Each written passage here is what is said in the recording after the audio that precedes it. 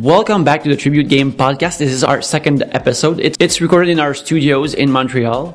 We have two games out right now. There's Wizorb, which is like a block breaker with RPG elements, and then there's Mercenary Kings, which is like that's out right now. This podcast is really just what the conversations we have in the break room or during lunch. So it's a bit of a sneak peek into like the discussions that we have in as game developers, as independent game developers.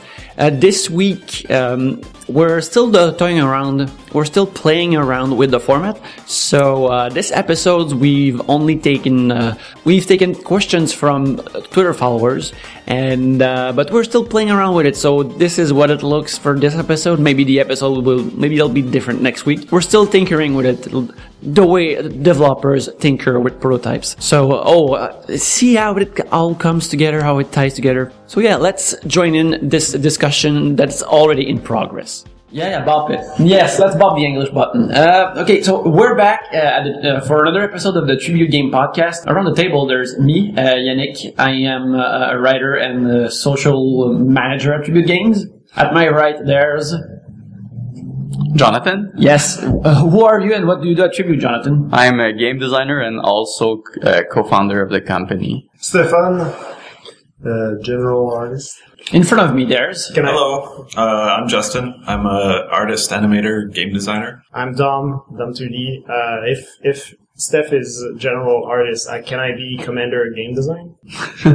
That's for Jonathan to decide. How do you get it? Can I? 5-star general artist. 5-star general or something. Yeah. Well, we're all general artists, so we could just have different ranks or something. Okay. We got questions from Twitter. We'll answer those to create content in this show. At Persona Sama asks us, which is Joe Kim, right? Jonathan Kim. Jonathan Kim. Our good friend. Yes. We worked with him on Scott Pilgrim. Yeah. And we had known him for a long time before that from the insert credit forums. So he asks us, like, which game would we bring to a desert island? Like, thinking that on this desert island we can play any type of game. And they have electricity. And Yes, they have, it's like one of the island's only property. If you bring like a console on it, it works. Yeah. How many people are we on this island? I imagine that what he's asking, maybe you're alone. You're probably alone. So no tower fall. No tower fall. Well, I guess you could play it alone. It's just not. That's fine. So you want to get the ball rolling? Well, it would be. I would like it to be a Link's Awakening because it would be like it would fit with my situation, which is what I like. Clever. Yeah. Yeah. So that's my zinger for this one. Did you ever play the enhanced Game Boy version? The DX? Yeah. The DX version? No, I never have. What's special about it? What's deluxe about it? Well, it's because when they had, like, I guess the color, Game Boy Color. Yeah. They added, like, one extra dungeon that played, I guess, with the fact that you could have extra colors added to it. Is there an extra item in it, or just? I don't think so. Just an extra dungeon.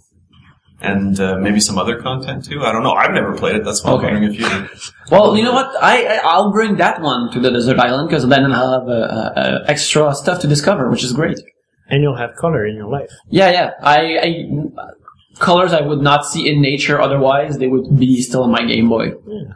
I guess mine would be Spelunky. I've played 2,000 games of Spelunky, and I'm still not tired of it. Like I'm still finding new dynamic stuff that happens there that surprises me. So I guess it's kind of infinite in a way. Yeah.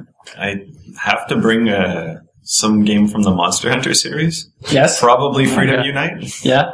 Because it's the one I played the most, and it's weird because that game went through like an overhaul, and the older games are harder to play, but I don't know, I went back to it, and I still played another 100 hours, so Freedom Unite for me. And you would never get tired of it. I surprised myself. I played just to see something like at the start of the game, and then 100 hours later, I was like, wait, I was just supposed to see this thing at the start. How many hours did we play total? The whole series or just that game? Well, like any one title in a series. I played that one for 800 hours. And Lord. Yeah. Okay. Yeah, so it's 809. And it's not court ordered. It's not like I think you have to do like a community service. And you would still bring it. Yeah. It's ridiculously good. Anyway. I guess Joe would be also Monster Hunter. Yeah, it's a good choice, but I think I'd bring another Capcom game. Street Fighter 2, or precisely Super Street Fighter 2 on the Super NES. Even if you're alone? Yeah, because I've been playing this game constantly since it came out. Yes, since its release. Yeah, since its release, and I always wanted to finish it at the hardest difficulty level without losing a round. But I always mess up at some point, so I want to be able to make it. And once I can finish it without losing a round, like I finished it without losing a match, but I always mess up just one round. So I want to achieve that. So on an island, I have time to achieve that. Yeah, it's the only thing you have to do. Yeah, and I could do that with all the 16 characters in the game. In the game as well.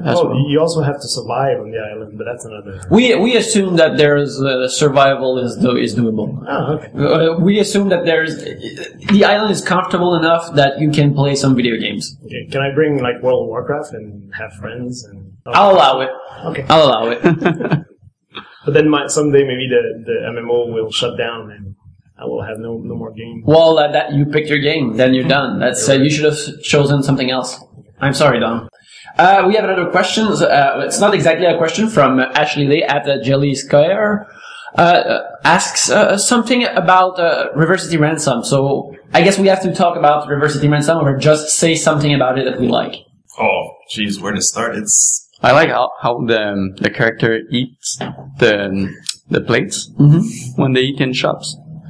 And I also like that there's a sauna where they're naked. Yeah, you can see their little tiny butts, which is great. Yeah, that's what I have to say about Reverse Ransom. That's pretty well, food and butts. It's all stuff we have. So I like that it's really good, like contemporary urban exploration, and it never really deviates from it. Like when you go to a shop, it's not priced in gold. Like I have no idea what a gold coin is worth, but like a hot dog's like $1.50. And that's about right. Yeah, it's ideal hot dog pricing as far as I'm concerned. Yeah. Cool. Yeah, and the willpower stat is pretty great as well, because you don't see that in many games. Like, it's pretty much the only game where there's a willpower stat. What does it do? Is it the weapon? No. No, it only changes how many times you can get up when all your HP is depleted. That's interesting. But it also depletes, so you have to eat more food to re-increase your willpower. Oh yeah, it's pretty interesting. Why was that not in Scott Pilgrim? Is it in Scott Pilgrim? Yeah, I think there's something like it in Scott Pilgrim. I think we had a lot of other problems Yeah. to figure out. So many details. Yeah, your own real willpower was being tested as you were working on that game. We had gotten up quite a few times from... Yeah. Can you guys talk a bit about the experience of making Scott Pilgrim? Like, just really quickly, like, one of the big things that happened? I think we'd have to dedicate a whole podcast to that. It could be like a 2.5-hour movie. So, another time. Yeah. Our main subject that we'd talk today would be, someone asked, I didn't write down the name, so I'm sorry, but would like to know how game concepts come about, like on the day-to-day, like how do you come up with a concept for a game or for gameplay and stuff like that, and how that evolves and changes from during production and stuff like that. So the Mama game comes Yes. up to the Papa game. Yes. And insert his cartridge and his game pack into Yes. the then the baby game comes out. yeah. And everybody loves it. Sounds erotic, Dominic. So I guess you guys can talk about how curses or... Yeah, because right now we're in mid-production for a game that Justin, you're working on it with Jonathan, but you've created, you came up with it. So can you talk about? It's called Curses and Chaos. We premiered it at PAX this spring, and you can see a trailer online. So you go on YouTube and you can find that out. But what is that game and how did it came about? Sure. Well, it's really just sort of like a throwback to like old action games, like NES games, much like we do here at the company. But we wanted to see if we could make, because it was actually supposed to be our second game. It was supposed to be released like shortly after Wizorb, because we found ourselves with like a very short amount of time. We're like, we have to come up with an idea that we know we can see start to finish in a relatively short amount of time. So it was just born from the idea, like, if we just load the screen full of like really simple pattern enemies, can we make something out of it? So we prototyped and we had something and we kind of got the ball rolling from there. How does it work? how does the game work? Yeah. Like everything to describe it, everything takes place on one screen. It's like 2-player co-op. It kind of resembles more like an old arcade game. And it's just like waves and waves of enemies coming from you off screen. So it's really more of like kind of a survival thing. It's hard to compare it to like any one thing, but like there's Because it's so original. no, but it's just that because it's inspired by so many other things that it's maybe not comparable to any one game. Like it definitely wasn't like we wanted to make like a copy of one thing and to have our take on it. It was like a lot of it seems influenced by the idea of wanting to make like a simple game that would be like in just one screen, and again it's simple patterns for the enemies. So at first the idea was let's make something we can build up quickly. And exactly. I think the trickier part now is because it was supposed to be a much simpler game at the start. It's finding like how far we can run with it without going out of control. Because even now, like we're far exceeding like our initial time budget. Okay. So it's one of the harder things. And what has made it like go? What has made it expand like that? Being the follow-up to Mercenary Kings. Yeah. It's kind of like being the guy that has to like do a comedy routine after someone just killed, and you're like, oh, I have to follow that. So we know we can't really follow it up with something so small. So we just had to add more content, but kind of keep it in check. But also all games are like that. Like you start with a small idea and they like, it's like they have their own life. Like they grow by themselves. Yeah. Like you start with something small and then it grows with a lot of new ideas and stuff, and it becomes a bit like it stays the same, but it becomes bigger. Yeah. And it's like a wildfire. Everything you throw in it will make it bigger. Yeah. So the important thing is to control it. Yeah. Keep it not a bad comparison, actually. As small as possible. Yeah. The only problem is wildfire, usually you want to kill them at some point. Or they end up killing you. But no, and then of course there's like other people that get involved, because it was initially just supposed to be me and Jonathan doing the game. And then other people got on board. Steph, of course, is doing the backgrounds, and he's just doing an amazing job. So what are you doing on the game? You created it, but you also do sprites. You also do what else do you do? Basically, I just did like all the initial sprites for it, and I'm doing the game design. I guess those are like the two main tasks for it. How does the game design like work day in, day out? Because I see you like playing the game a lot. So you are always like testing the game over and over to make sure the pattern should be different or stuff like that. Like what happens in that constant playing? Yeah, well, a lot of times you're testing the things that get corrected. So like if there's like a bug, you have to play it over and over to see, like, does this thing work? And then a lot of times you're just trying to, like, remind yourself of, like, what you're doing, because if there's a day where you don't play it and a lot of stuff gets added, you're like, oh, I gotta go back and test it. So, and it's a very, very iterative process. Like, you're constantly just doing, like, small things, and then you have to go back and play it. So, I mean, that's the way sort of we were taught to make games, is to, like, just constantly be playing them to see, the product itself grow. Mm-hmm. So, yeah, I mean, it's just that it's such a small, tedious process. It's like, you do these small changes and then you have to kind of make sure that everything is in check. And leaking all last bits of fun out of your own creation until millions of strangers can properly enjoy it. Yeah, you do play these things to death. And like, even from our like near 10-year career at Ubisoft, I don't think there's any one game that we've made that I could go back to even like play, because you're just playing it the whole time during production. I don't know. Do you guys feel the same way, or? Yeah, it depends. Yeah, most of the time, yes. I don't need to play the game more than I did during the whole production, but sometimes like I like to go back to Scott Pilgrim just to remember it. But yeah, after 5 minutes you're crying. Yeah, I'm not gonna play 4 hours. I'm just gonna play for a couple minutes, and that'll be enough. Like, I feel bad for anyone that doesn't get that chance, because we've always had that luxury of making smaller productions, and like being able to play it as we go, like being in a factory where you just do your small part. It just comes to you, you do your part on it, and then you send it off down the chain. Yeah. And then you play the final product, and you're like, well, nothing of what I've done is in the game. Yeah. That seems like a nightmare to me. And what's cool with Curses and Chaos is that this project is small enough that we almost don't need a design document. Like, we don't have very complicated means of communication. Like we just like. Your desks are in front of each other. Yeah. Justin tells me what he wants, and I code it, and that's it. It's not more complicated than that. Your training is as an artist. Like, why would you get into coding? Like, you already did some, or? Yeah, it's because when I left Ubisoft the first time, right after the Game Boy Advance department closed down, I wanted to make my own games, but I only knew how to make pixel art. I didn't know how to code. And I was alone, so I needed to learn to code to be able to make games. So I started learning it, and I realized that I really liked it, even more than doing pixel art at some point. So I just wanted to keep doing that, even if we now have real programmers working with us. But I don't think I'm gonna do that for like many projects. It's just once in a while I want to code a little bit. Yeah. One by one, Jonathan's learning like every discipline that there is to learn in game design. So I imagine one day you're just going to show up with like a synthesizer and be like, hey guys. Yeah, maybe not. I mean, I guess it's like anything. It's fun in a moderate amount.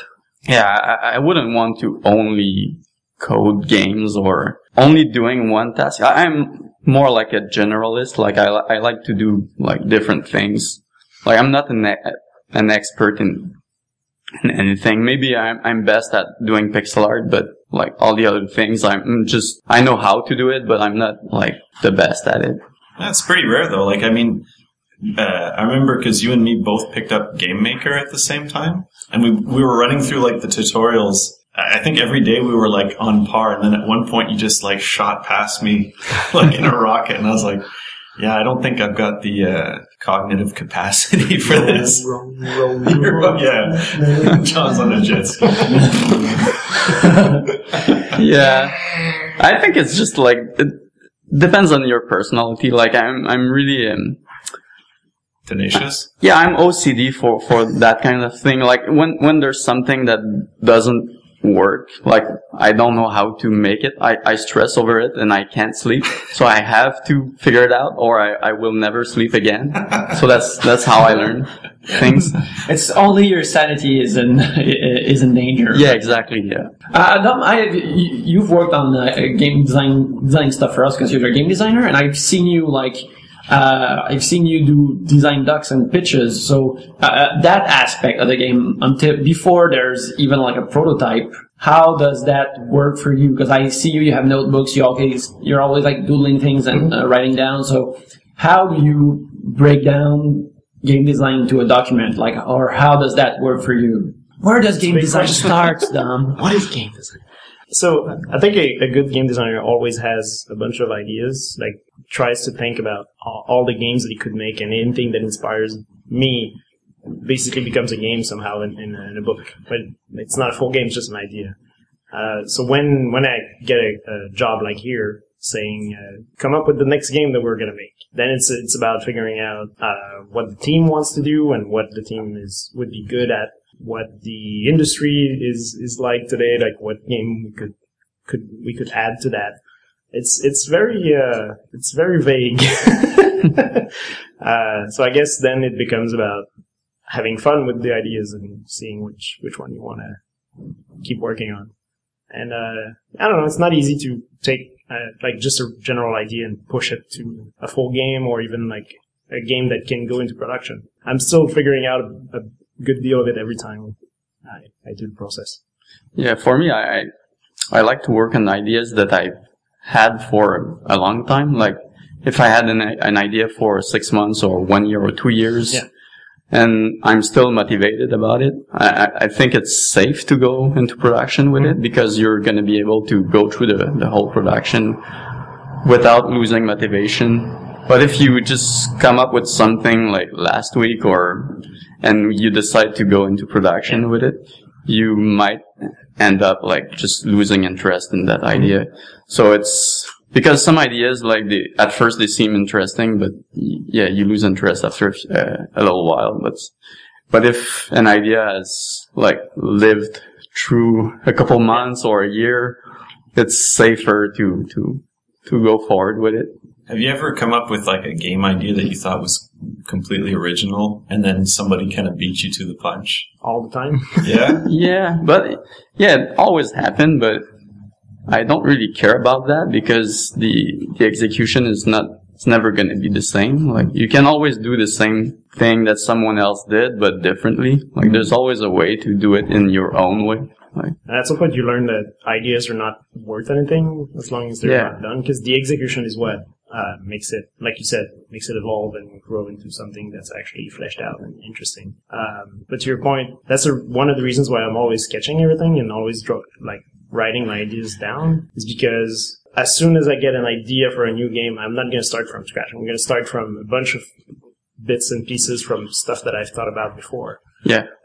So it's kind of always building on the past. It's never really a straight up new idea that goes into production. Mm.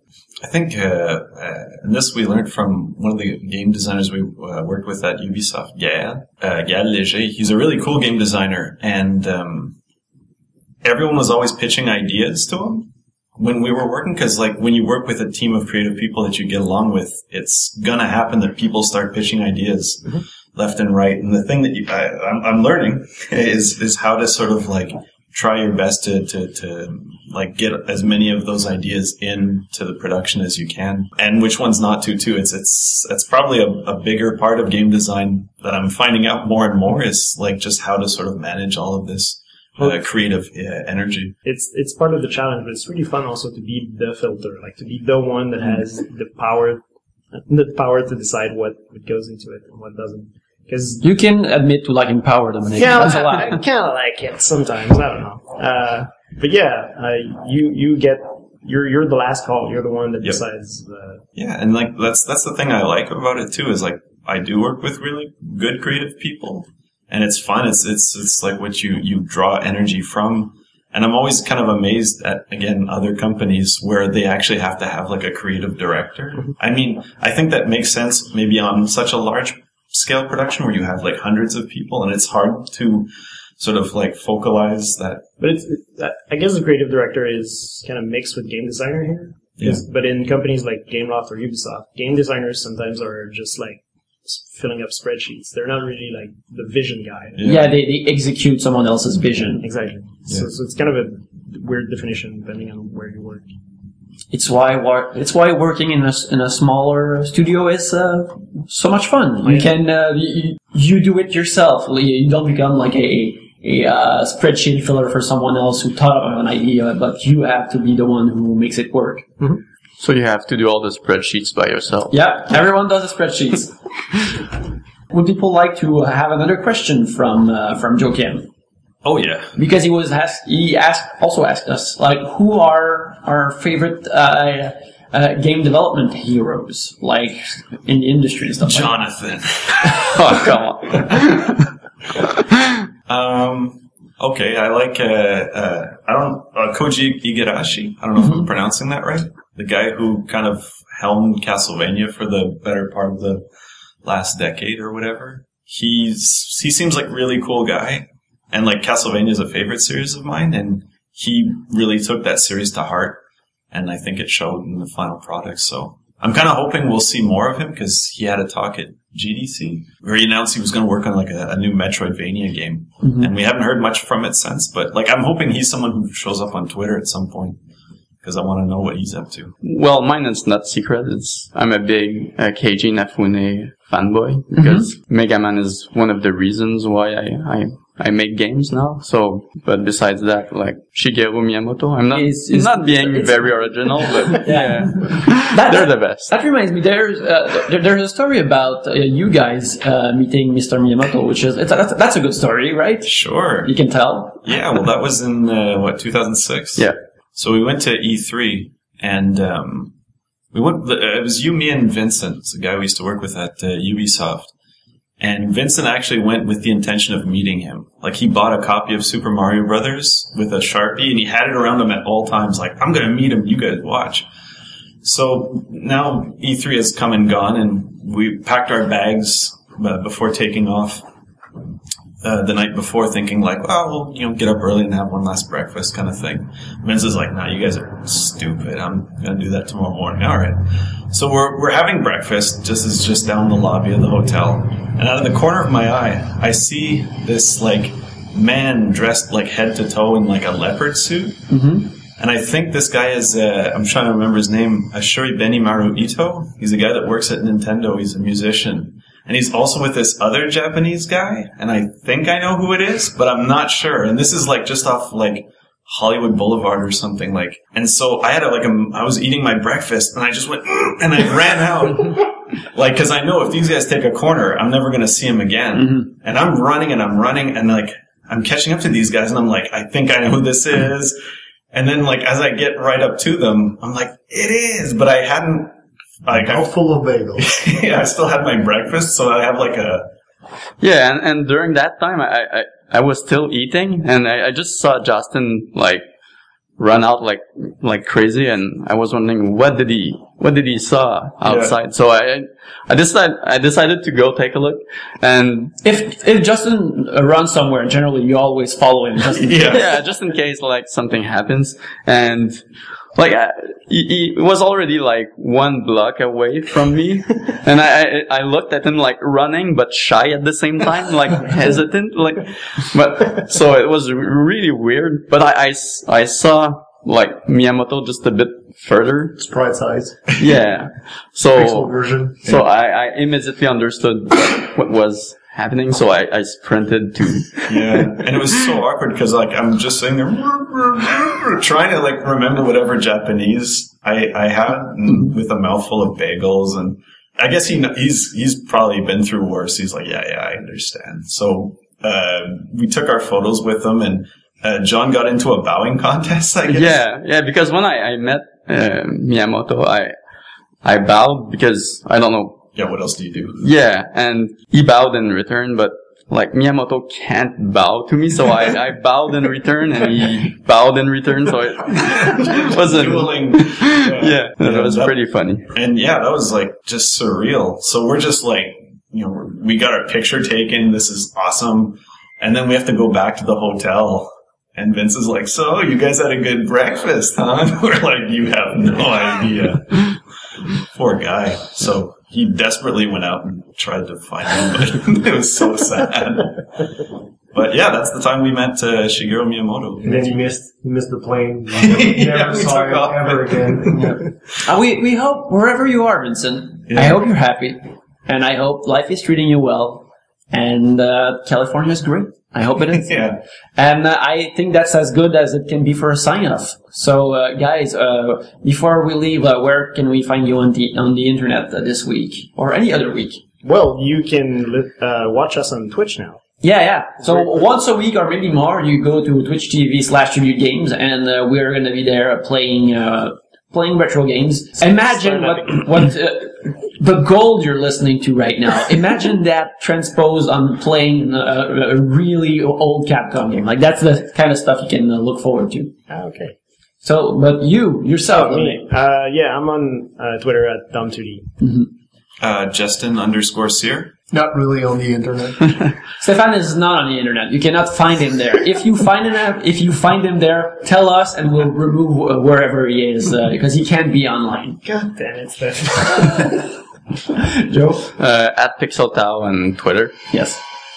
You can find me at Yannick Belzil, and you can find the company at Tribute Games, and our blog is blog.tributegames.com, and you're hearing machinery behind us because that's how we make games, heavy machinery. So, thanks for listening, and you'll be hearing us next week.